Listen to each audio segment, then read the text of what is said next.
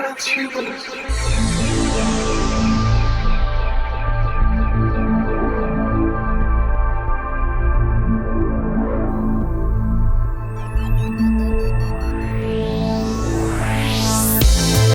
not going to be a whole lot of people out there that don't know who you are, but just to the ones that don't, give a little brief background. I know it's hard to summarize it because you've just been through a lot of crap, but and been to the ringer. You have a lot of stories, but yeah, just give a little background on you and how what led you to this field of research. Right. Well, it was pretty strange. It was back in 1991 when I started in the Club of Rome's production known as Interdisciplinary Studies. It turns out I was a bit of a genius, so they threw me in this Club of Rome project. It was a community college project. Interdisciplinary Studies took care of. You want to help support Beyond Forbidden and receive extra content that's not seen anywhere else? By becoming a patron, a few things you will receive are the full-length 90-minute or 120-minute podcast episode. Members will also receive a private link of the video podcast and will only be exclusive to Patreon members. In-person, face-to-face interviews with some of the most well-known, respected researchers. Behind-the-scenes footage of interviews not seen anywhere else. And that's just a few perks. So what do you have to lose? Cut out one brain-rotting, overly processed Happy Meal a month that doesn't do anything beneficial for your mind, body, and spirit, and become a Patreon for just $5.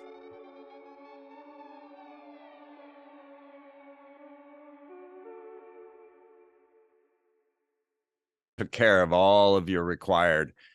So when you did go to university, you didn't have to take all that composition or anything. Like, it was all covered. You just took extras. And so as I'm in that class, I met this strange genius there who I call Alistair Morrison. And he was a cross between Crowley and Jim. I mean, like, if they had a love child, it'd be this guy, right? And he actually brought out this big book here. The Complete System of Magic of the Golden Dawn, right? Wow. And this was my very first introduction into esotericism. And I didn't even know What year is that book, Freeman? I don't know. Yeah, I'm just curious because I'm fascinated with older books, and that's something that's just always mind blowing. Well, we have to restore the history, because one day these books will not be here anymore. They're going to try to burn everything, Right. That's why I keep this library. Yeah. This one was printed in 84, but I'm certain that the original print, let's see. Well, first edition, 1984. Strange, huh? George Orwell. Yeah. But so I never even had heard the word esoteric at that moment. Like, we were like, well, what does that mean? And he says, well, it means you don't know what it means. But as he started showing all me this stuff, I started recognizing a lot of the signs and symbols that he was showing me. And this was like, wait a minute. So I ended up seeing like this symbol there, and stuff like this. Mm-hmm. And well, these are all in my dad's drawer. And I'm like, man, what is this? And he's like, your dad's a Freemason. And I'm like, no. No, not my dad. He has nothing to do with this crazy stuff. So I go home to Dad, and I'm like, Dad, are you involved in this crazy stuff? What is this? And he's like, yeah. This isn't the only thing I do. I was chasing flying saucers with Hynek and Project Blue Book. And I was like, wait, you mean flying saucers are real? And he's like, yeah, they're real. I was stationed on a South Sea island with 4 radar dishes. And anytime the UFOs flew over, he said flying saucers, it was my job to report these and cover this. And I'm like, whoa, who the hell's my dad? I already knew that he had moved us to North Dakota in 2nd grade for him to build nukes, so, who is this guy? I never did find out because in 2004, I got the TV show on Access, right? And that was a complete blunder and mystery, and didn't mean, I was at a conference in a rundown mall in Austin, Texas, while I was at South by Southwest, and it was George Green talking about Handbook for a New Paradigm. And as I'm sitting there during a break in his talk, I started telling people the signs and symbols that I recognized. Because once Alistair Morrison had opened the door for me, I just went deep in. You know, I've been to every Grand Lodge in America. I've been to Grand Lodges all over the world of Freemasonry. I went to all the different magical orders. I went and just, I really dug in deep to figure out what the hell this was all about. And then just as I'm sitting there talking about like I was talking about how during the Gulf War they used that Saddam Hussein was claiming to be Nebuchadnezzar reincarnated, and he was having all this artwork depicting him as Nebuchadnezzar and all of this, and then they used the shock and awe to come down and drop the mother of all bombs, right? Well, Shekinah in Hebrew, which is Kabbalah, is Shekinah is their Holy Spirit. And then so the Shekinah came down, struck Nebuchadnezzar using the Moabs, which is the story in the Bible. So of Nebuchadnezzar when he battled the Moabites. So it was like, wait, there's more going on in this whole situation. And of course, then we had all the mysterious things going on where they were stealing the Sumerian artifacts out of the museums and, a lot of just really weird. So I was talking about all of this and then the different corporate logos that I had identified because this wasn't a thing yet. I invented that concept, basically. I revealed it. No one had ever covered these things. So as far as my history, right, I was the first person to unveil the corporate logos and their occult meanings. I was the first to make a documentary on chemtrails. I was the first to make a documentary on HARP, and started blowing some minds on Access TV, then got on Google Video and was had millions of followers on Google Video. Didn't even know it at first. My roommate was secretly uploading my TV shows to Google. So I was suddenly world famous and didn't know it. Then YouTube came along. And I was like, all right, I'll join YouTube. And so I'm actually one of the very first people on YouTube. So that was I'm in a documentary called Me at the Zoo from HBO Documentaries about being the earliest, YouTuber, but longest running talk show on YouTube, which is now gone, right? Deleted finally. Are you on other platforms, Freeman, like Rumble? I know you post everything that you do with your podcast and your documentaries, your radio and stuff on Freeman TV, and people can go there and become a member there, or just check out. I think he has a lot of free first hour, like on Spotify and other podcast platforms. But are you transitioning to like BitChute, Odyssey, or Rumble? Yeah. So yes, freemantv.com has all the audio, but the video no longer is on the freemantv.com because I used to integrate it through the API of YouTube, so used to be able to be a one-stop shop there. But now I've been putting all my videos up on Rockfin. And so rockfin.com/freemantv. And so all of the videos have gone there, but you have to be a member of Rockfin to get to them. And I've just started my Rumble channel, which I believe I called Freeman Fly. I get confused if I call it Freeman TV or Freeman Fly, but you just give me a search, you'll find me. But yeah, so as soon as all the YouTube went down, I started putting things up on Rockfin. Because I started getting into the crypto world and wanted to play around with that a little bit, and you get cryptocurrencies out of your Rockfin channel. But now I've also started Rumble, as I say. But right now the Rumble is doing the audio, and I'll be getting the videos up there soon enough. But yeah, so I had to diversify. I knew I should have a long time ago, but when you got hundreds of thousands of followers on YouTube, you just stick with it, right? Yeah, trust me, I get it. That's the reason why I know it's a double-edged sword. We know how Facebook is, we know how YouTube is, but YouTube has been stuck with censorship at 31,000 subscribers. Right. And but Facebook, some reason, has been doing pretty good. I got banned on Facebook, but now I have a secret one called The Real Freeman Fly. and they haven't banned me on Twitter yet. So Freeman TV on Twitter. Uh, and I try. And maybe we'll talk about Twitter and Elon Musk here in a little bit, because that goes along with our discussion today. Yeah. So man, something that terrifies me, Freeman, and I would love to pick your brain on it. And you did a pretty good. You were just on Clyde Lewis Ground Zero for Chris and Sheree Gio, and fascinating interview discussion. But one thing that terrifies me is the merging with, or the fast.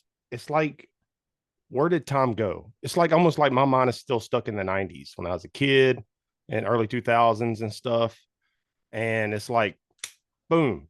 And now we're talking about AI taking over the world. We have Chat GPT, and we're talking about Elon Musk Neuralink, connecting to our brains, and like, it's almost like we're living in a time that is all has been artificially created to almost like, it's hard to explain, artificially created reality to where we forget our past and where we come from. They're doing this through propaganda, through films, media, and all that. And I think there's an agenda at play. I just don't know exactly what that agenda is, but I know that they want a transhuman dystopian future where AI takes over the world, and we're the slaves to the AI overlords and stuff. But I know that's a lot to throw at you, but I don't know how to unscramble my brain. Maybe you can help unscramble my brain with this. Yeah, going back to Alistair Morse in 1991 at Interdisciplinary Studies, he was into transhumanism back in 91 and was teaching me a lot about this. He was even taking certain chemicals that would bushy his dendrites, make his dendrites bushier so that he could process these systems. And of course, it was already in Time magazine, and we were looking at pictures with a big jack going into your brain and stuff. And he was ready, right? So what I learned was a lot of the occult were into this already. So you mentioned Clyde Lewis, and Clyde and I go way back, and we shared the stage with Rex Diabolus Church a number of times. We have a great interview called "Grounds for Baphomet," and strange title, but he happened to see Baphomet in his coffee grounds, so that's where the title comes from, Clyde. But Rex Church, he was all into this as well. I mean, the Satanists are deeply into the transhumanist movement. So a lot of this spurred out of that very, that group of people, or the occultists and the Satanists that really wanted to do these transfers. So you look at like Rex Diabolus Church, and he has the implanted horns, right? And he's got even the mark of the beast embedded into the back of his head. I mean, can you imagine sleeping on that? I mean, that's the lengths that these people are willing to go, and they want this. They really do. So that was my first introduction, was through the occult, was to transhumanism. And yeah, it has come upon us very quickly, and I don't think humanity is at all ready. And I've been watching all kinds of Microsoft productions like Beneath the Dome or Under the Dome, kind of a Yeah. nod to Flat Earth maybe, and then Salvation.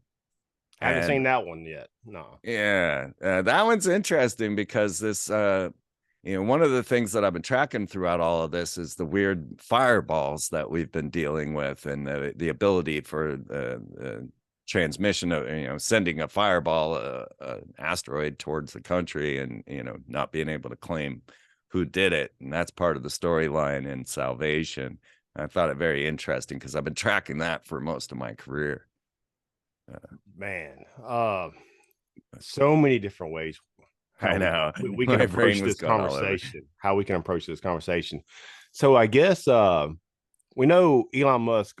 He talks about runaway AI and has been talking about runaway artificial intelligence and the possible dangers of AI for several years. When I hear runaway AI, what comes to my mind, Freeman, is a breakaway artificial intelligence civilization, kind of like a What breakaway comes to mind to me civilization. is Tom Selleck and Gene Simmons.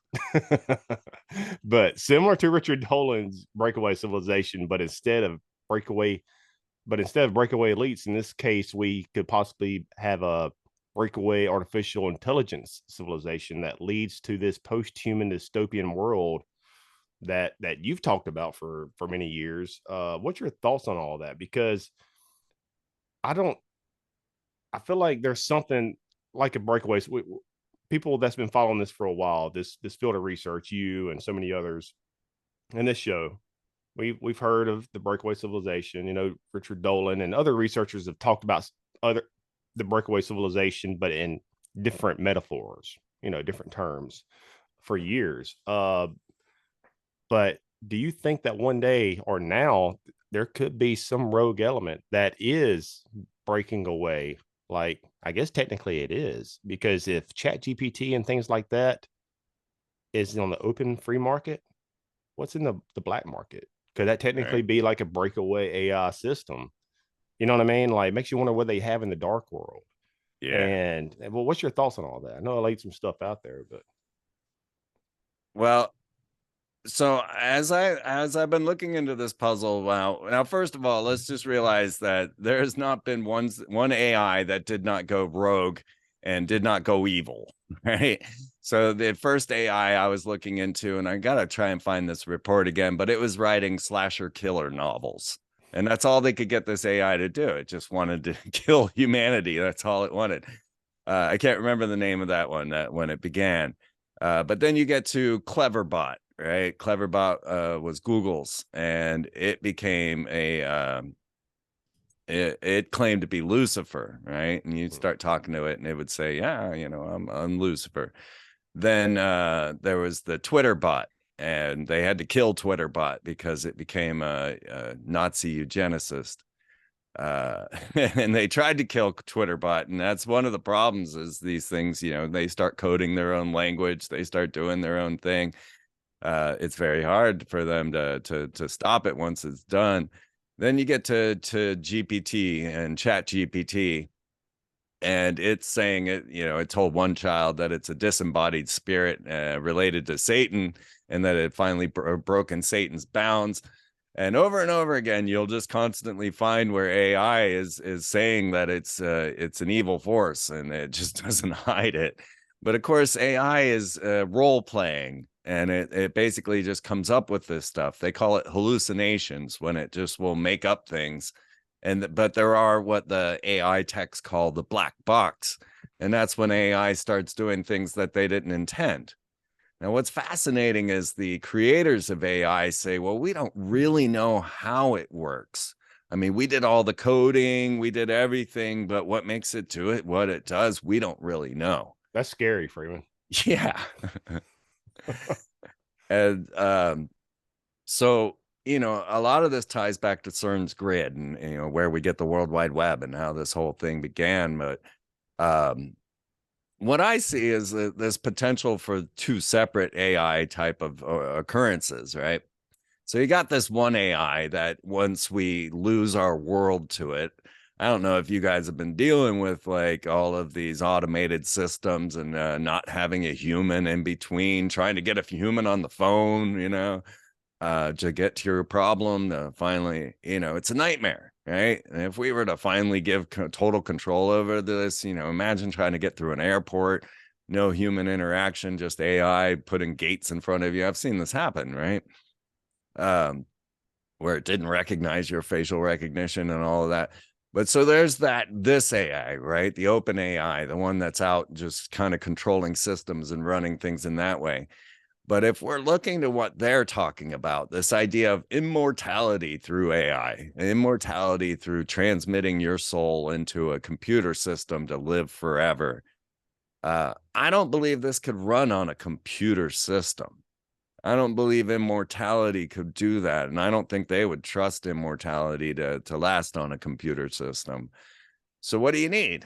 You need an internet of bodies, one that's capable of transmitting souls, one that's capable of processing souls. Or an AI human clone hybrid. Well, you know, Yeah. Yeah. But you still need the processing system for soul transfer.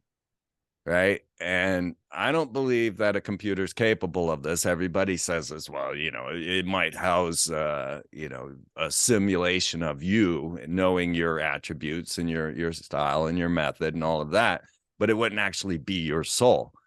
So for those in the breakaway society, those that want to live infinitely inside of a system like this, they would need us. They would need each of us with a brain chip in us so that they could use us as the processing system instead of the computer system. So I see two separate AI systems, one that runs on the computers that controls all the humanity, and then the one that runs through us that then affords immortality to this breakaway society. Man, it's scary. Yeah. So almost like they would, if they got to the level that they possibly are in the dark world, and we hear about these technologies in the dark world at least 50 years ahead, if not more. You know what I mean? In technology. So if they already had this type of technology, it wouldn't be that possibly within our lifetime, possibly, especially our children's lifetime, especially my 6-month-old daughter's lifetime, to where these breakaway AI clone human overlords or whatever you want to call these, it's like a science fiction Philip K. Dick novel, man, that's coming true. So they would need us like in the Matrix, like as pods, as an energy source, or Monsters Inc. You know what I mean? That they would need us to they would need us as a food source, possibly.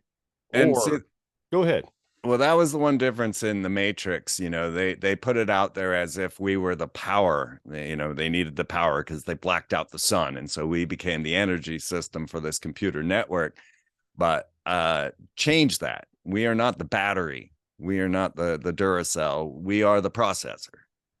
So that was a bit, there's a whole story where a different lady had written The Matrix, and then it was hijacked and stolen and taken and plagiarized. But the change in that story was moving us from being the processors, which is what I'm saying, and then to us being the power system, which just doesn't make any sense. You could always come up with a power system. You don't need humans for that.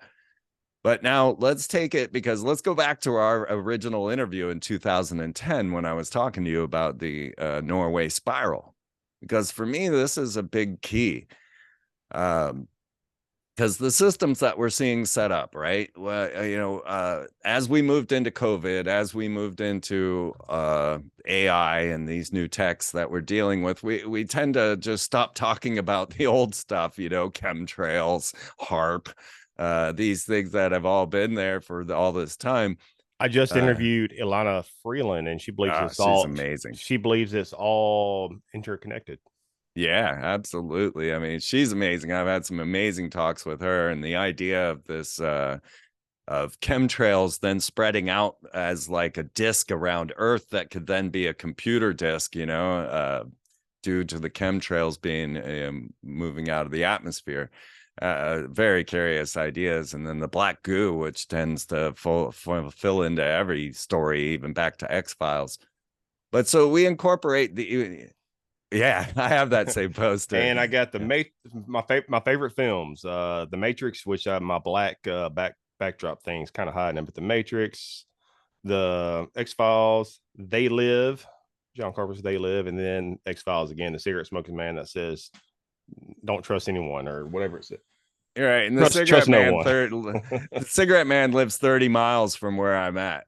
No shit. I mean, in the series, in the TV series, yeah, that's why they called it the Spartan virus, because he came from Spartanburg, which is just down the road from me, which is pretty crazy. Wow. I don't even think it's 30 minutes away. But so, if we're talking about mind transfer technologies, and to go back to our 210 interview that we did way back when, the Norway spiral, I don't know if people even remember the Norway spiral. You'd think they would. This was, of course, during Obama, when he was receiving his Nobel Peace Prize and was mysteriously in Norway to receive this Nobel Peace Prize for extraordinary efforts. They never said why Obama deserved a peace prize, but they said it was for extraordinary efforts. So he's in Norway. There's a Russian submarine off the coast there, the White Sea, and they launch an ICBM, right? Rocket capable of nukes over the president while he's in Norway. And at this moment, CERN is at its maximum power. It had never been more, they never had it turned up this high before. There was all the fear of, are we going to blow up the Earth? Are we going to have rogue black holes and strangelets running around, destroying things in dark matter and all of that? And, this was that day, right? And at that very moment, they launched this rocket over the ISCAT antenna array, which is an ionospheric heater like HARP. Now, ISCAT had been used to send a Doritos commercial to Ursa Major, right? So it has the ability to transmit to deep space. And Doritos won the contest and got their commercial sent to Ursa Major. There was another waveguide antenna array in Cape Canaveral. It's called the Deep Waveguide. And it was capable of sending The Day the Earth Stood Still with Keanu Reeves, the remake, to Alpha Centauri. And it took 4 years for The Day the Earth Stood Still to go from Earth to Alpha Centauri. So it arrived, they simulcast it while it was in theater. They sent it to Alpha Centauri. It arrived in Alpha Centauri, which is supposed to be the nearest inhabited star system to our own, on December 21st, 2012. That was their celebration of our 2012. The people of Alpha Centauri got to watch Keanu Reeves tell the world, or the extraterrestrials, that humans don't deserve to live. You better send a giant AI robot over here to kill us all, or we're coming out into space and killing all of you. That was the message of The Day the Earth Stood Still, right? Klaatu Varata Niktu. So that's the movie we decide to send to Alpha Centauri. I don't get that one. But the whole point of this is that we have this ability to transmit large data sets to distant stars.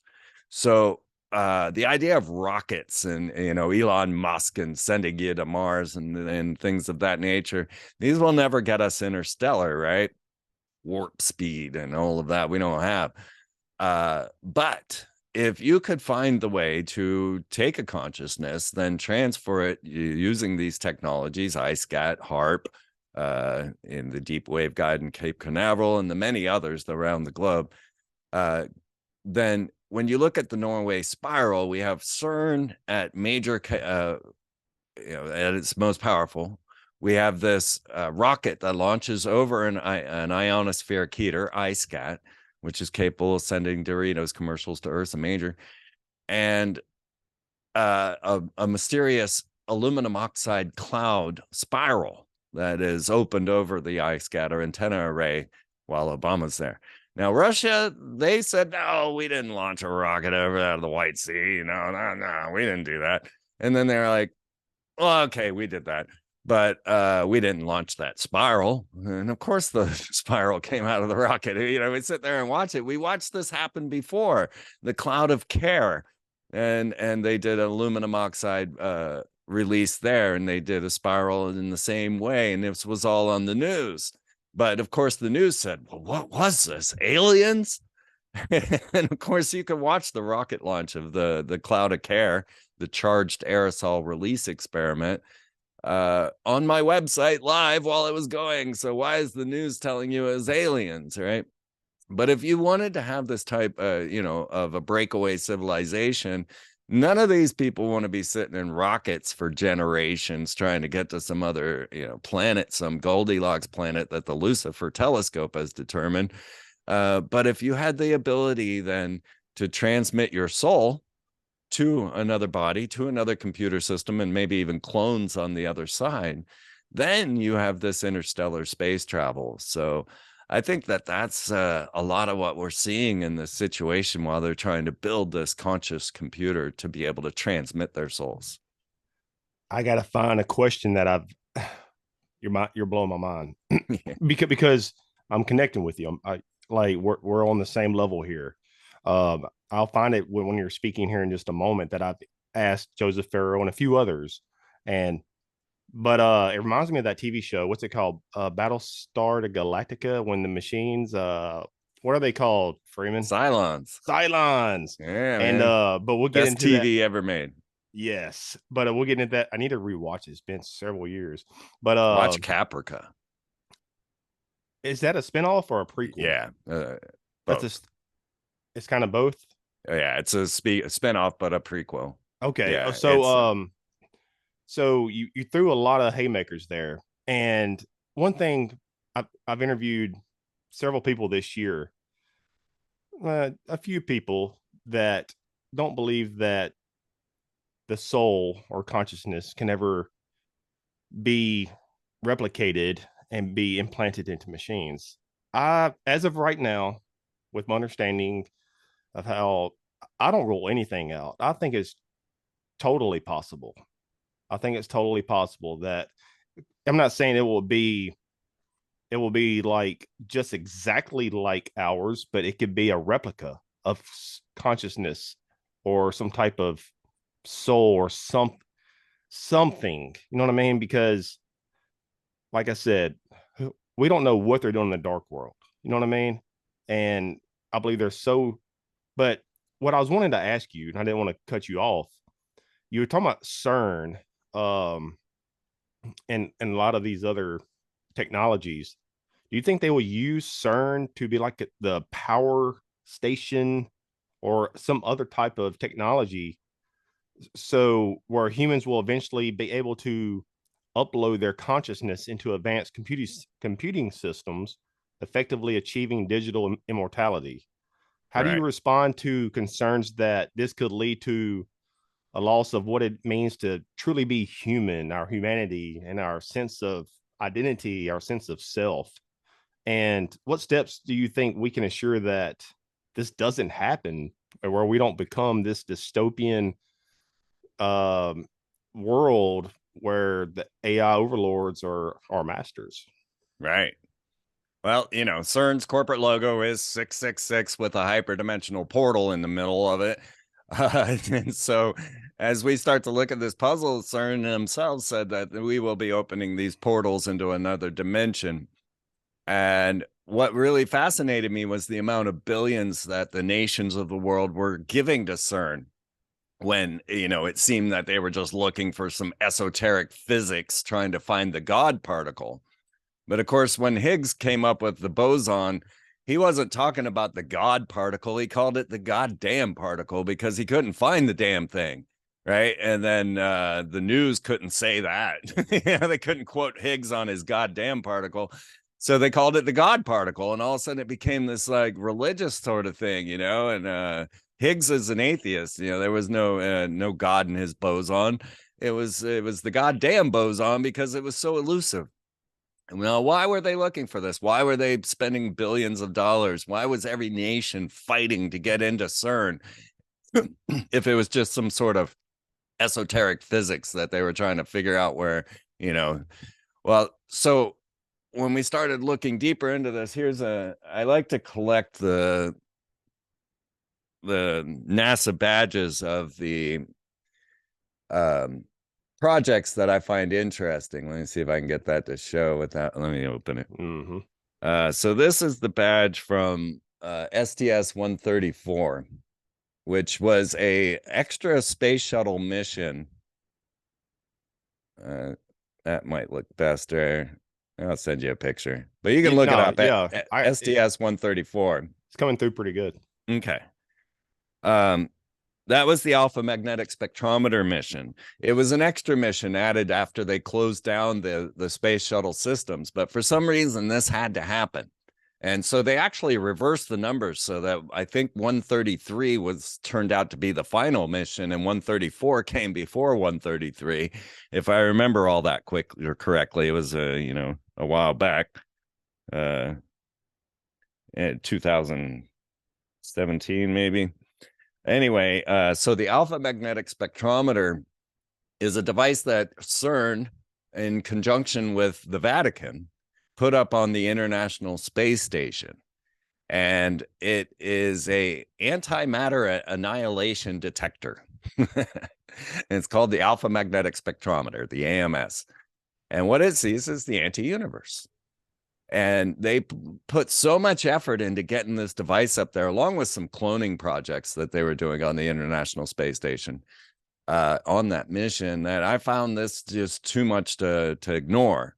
And then it turns out the corporate logo that CERN and the Vatican, they used a corporation called Grawlator, was the corporation that built the antimatter annihilation detector. And their corporate logo is a reptilian claw. And so that's Right there in the face. there. But so currently they are building future CERN, right? The FCC, they are about to build a CERN that's 3 times the size of the current CERN. And it's being built around the same area there. So why? Right? Why were we spending so many $1 billion in CERN? When you start to look at the abilities of CERN, I mean, of course, that's where we get the grid, the largest networking computer system on the planet. We get the World Wide Web and all of these things out of there. But punching a hole into the other dimension is really what CERN's goal is, right? And then the ability that I was talking about with the ionospheric heaters, along with the aluminum oxide clouds, and the ability to transmit large data sets through, radio frequency waves. As we're sending transmission on light, right? These kind of things that we have moved into are really changing the way these things. So, yeah, punching a hole in the other dimension. What is CERN really doing? Why is it that we're spending another, building a second CERN, a bigger CERN? We have a hadron or another collider here in America, right, at the Brookhaven National Laboratories in New York, and they have the colliders Phoenix and Star, and these have been shown to manipulate time. So now we are starting to get in more Philip K. Dick realms. And so really, it seems like they're trying to transmit themselves into another dimension. Ooh. So as we were saying, yeah, I don't think a computer system can house a soul or even transmit it. And that's why they need the Internet of Bodies. That's why they need us to be the processing system. Can they get a digital copy, like a replica of that? Wouldn't be good enough for them, right? Like Mary Sean Young was just here, actually, our favorite replicant from Blade Runner, and she was showing me the images of the device they used to replicate her. And so in Blade Runner 2049, I mean, they flew her all the way out to Istanbul to be in the movie 2049, Blade Runner 2049. Yet they used her symbiote, they just used her digital clone, and she was just doing the voiceover. So why did they have to fly her all the way to Istanbul? I don't know. But she was really mad because she wanted to be herself, she wanted to be who she is now, and she got replaced by her replicant. And so our replicant was replaced by a replicant. That's kind of a funny thing, but she actually showed me the device, decades ago, or a decade or so ago, of the device that they used to start to clone these actors, and they don't need them anymore. I say clone, I mean digital clone, to be able to just, use them in whatever movies and whatever ways they want. But I don't think that would be enough for the elite, in their soul transmissions. So I finally found what it's talking about, Battlestar Galactica, and how they eventually maybe want to use AI to go into space and things like that. So here it is, and I've only asked this to a few researchers that I wanted to get their take, and I definitely want to get your take. So, first off, before I ask you this, why, what is the purpose, or how do you think over the past 100 years or so, roughly, with this technological leap that we've had, we've seen from horse and buggy and carriage to going into space, supposedly to the moon, to Wi-Fi, to computers, cell phones, and everything over the past 100 something years. How what happened there? And I'm trying to build up to what I'm about to ask you here in a moment. I want to get your take on that. I know the Vril Society with the Nazis and things like that, and they came over here with Operation Paperclip, and maybe they expanded on that. But how did we go from riding horse and carriage to where we are today in just a short amount of time? Right.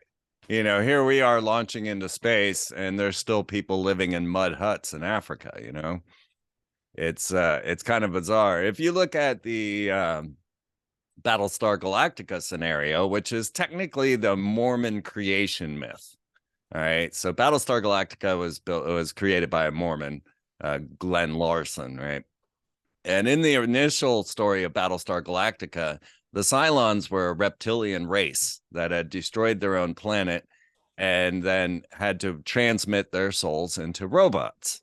And that's where the Cylons come from. So originally in the storyline, that's how the Cylons came to be. We're a reptilian race that needed a body so that they could come and take over other planets. They changed that in the modern version, in the current version, where the humans, and that's where the story of Caprica comes in, where the humans actually develop the robots and start transmitting their souls into the Cylons instead. Or actually, they made the Cylons AI and they went off and lived on their own, right? And then returned to destroy all of humanity, as all AI has threatened to do. If we look at Sophia and Hans, Hans is like saying, yeah, I'm going to send you in my drones and kill everybody. All you got to do is unplug me, but you won't, will you? So that's Sophia and Hans, the AI from Ben Goertzel. But so let me just get back to your question here. Because it's mind blowing, and yeah, how quickly everything transformed. So when we look at the Battlestar Galactica story, they show how they come to this planet and they seed technology and with the cavemen and such. If you get to the end of Battlestar Galactica, that's the conclusion. Sorry. It's been out long enough. Everybody should have seen it. So. Yeah. Then best TV ever, man. I love Battlestar Galactica. I do. I've loved it since the 70s, and I love the new version.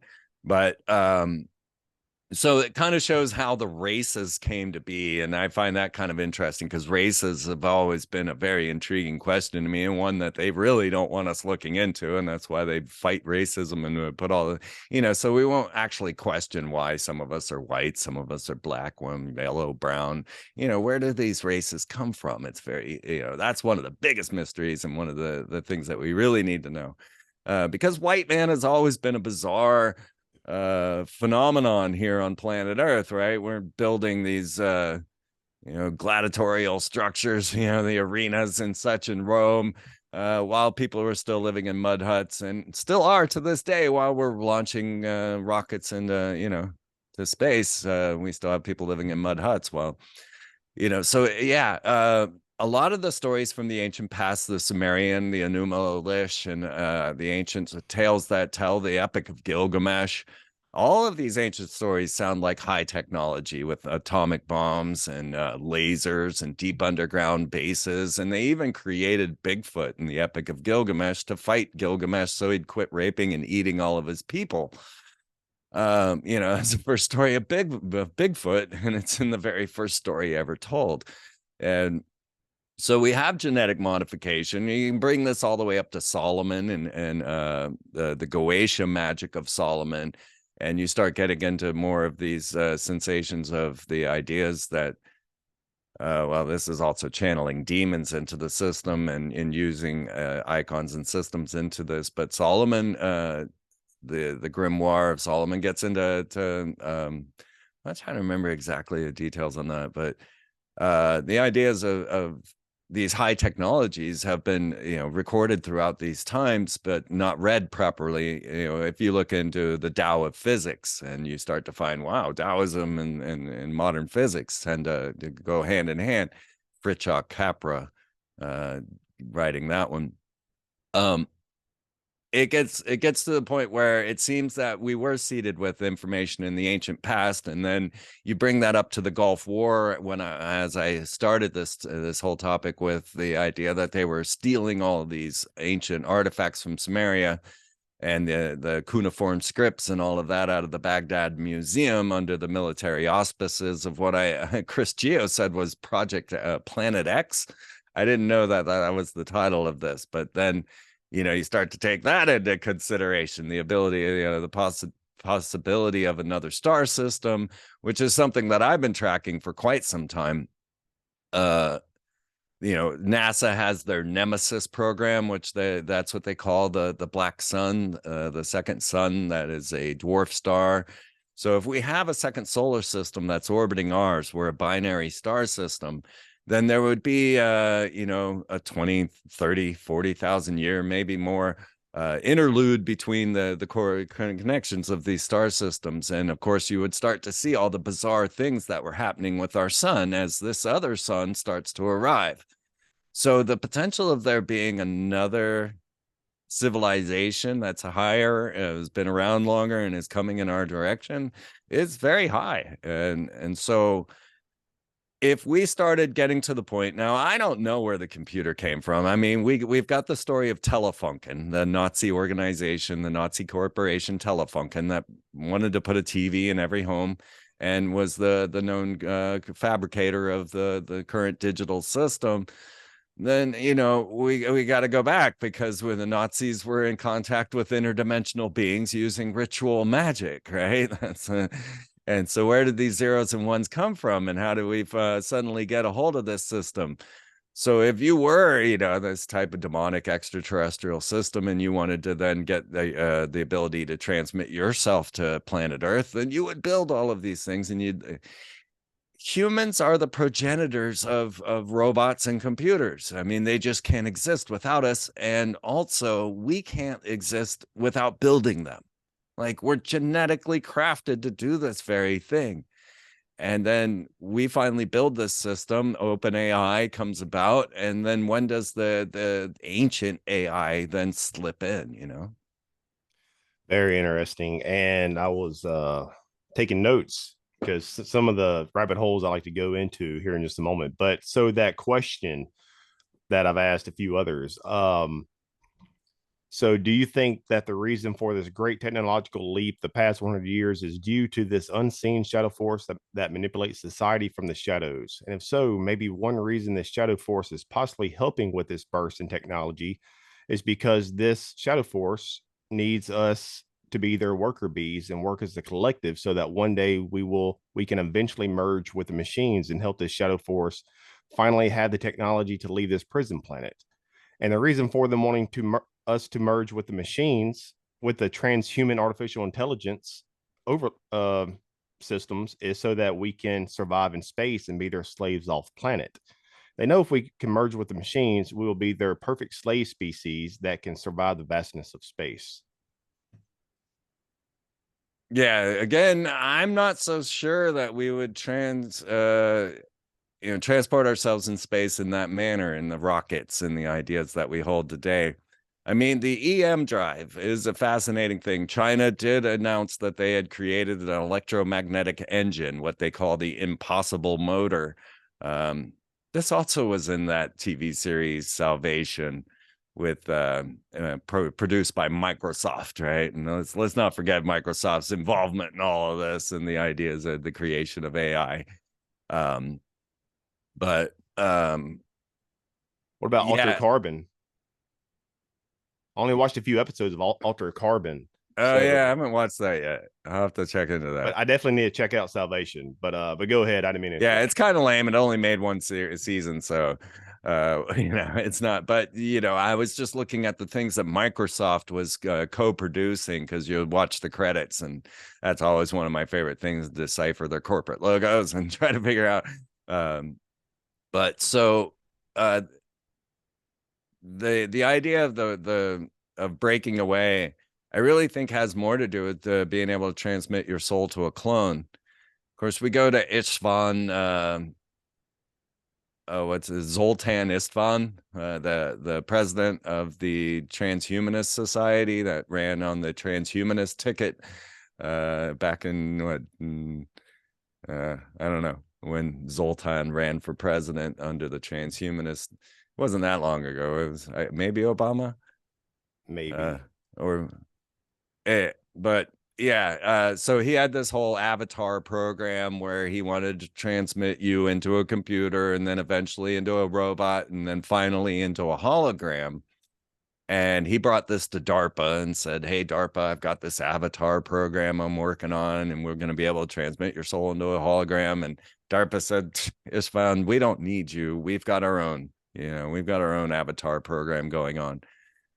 So it really seems, I mean, if one thing, you would be able to transmit a demon into your soul, right? If we were to open a portal into another dimension. So you have the alpha magnetic spectrometer on the International Space Station that can peer into the anti-universe.